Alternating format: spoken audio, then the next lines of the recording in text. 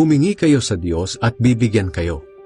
Hanapin ninyo sa Kanya ang hinahanap nyo at makikita ninyo.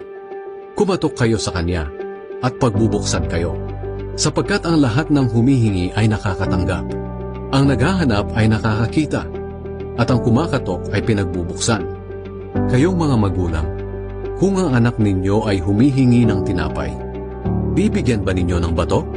At kung humihingi siya ng isda, bibigyan ba ninyo ng ahas?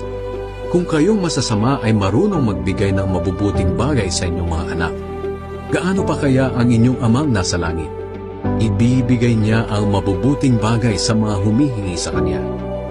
Gawin ninyo sa inyong kapwa ang gusto ninyong gawin nila sa inyo. Ganyan ang tamang pagsunod sa kautusan ni Moises at sa mga isinulat ng mga propeta.